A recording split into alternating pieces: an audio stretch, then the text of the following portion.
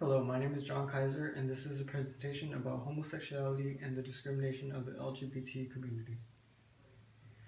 In this presentation, I will be discussing homosexuality and other sexual orientations and the discrimination that they face. What is homosexuality and sexual orientation? Homosexuality is a sexual and romantic attraction to the same gender or sex. Homosexuality is a form of sexual orientation, which is a person's sexual identity. This relates back to who they are attracted to romantically and sexually. Some of the most common sexual orientations include heterosexual, homosexual, and bisexual. Gender identity. There is also gender identity. This refers to whether one identifies as male, female, both, or neither. Most people's gender identity is cisgender.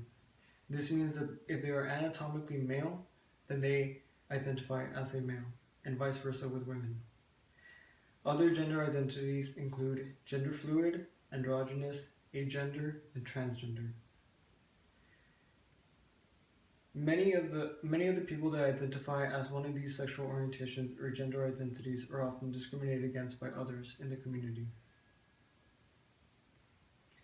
Homosexuality became condemned and seen as immoral around the medieval period in European countries, despite some significant figures who lived during the medieval ages and were allegedly in homosexual relationships. It was common for them to execute homosexuals up until 1835 in England. A more modern symbol of homosexual intolerance and executions is the Holocaust that was carried out by Nazi Germany and the 4,000 plus executions carried out in Iran since 1979. To put that into perspective, in the United States of America, as of October 1st, 2014, there has only been 1,389 executions since 1976. It is reported by the FBI that out of the 5,922 single-bias hate crimes incidents that were reported in 2013, 20.8 of these hate crimes were based off of another person's sexual orientation. This is the second most popular reason, right behind racial hatred.